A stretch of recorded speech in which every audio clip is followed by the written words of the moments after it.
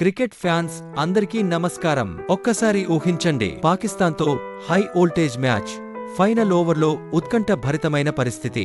మన జట్టు గెలవాలంటే 10 పరుగులు కావాలి, కానీ మన ప్రధాన బౌలర్ గాయపడిపోయాడు. ఇది నిజమే.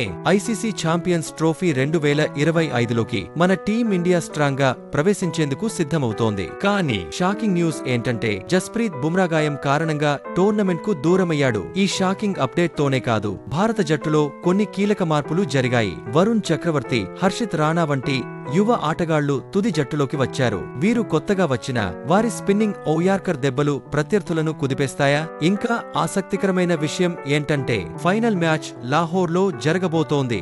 భారత జట్టు పాకిస్తాన్ గడ్డపై టైటిల్ గెలవగలదా? కఠినమైన పరిస్థితులను అధిగమించి ట్రోఫీని మళ్లీ మనదిగా మార్చుకోగలమా? మీరు ఏమనుకుంటున్నారు? జస్ప్రీత్ బుమ్రా లేకపోతే మన బౌలింగ్ దళం బలంగా నిలబడుతుందా? కామెంట్స్ లో మీ అభిప్రాయాలను తెలపండి. మన జట్టు గెలవాలంటే ఏ మార్పులు అవసరం? ఈ వీడియోను షేర్ చేసి ఇండియా అంటూ మద్దతు తెలియజేయండి.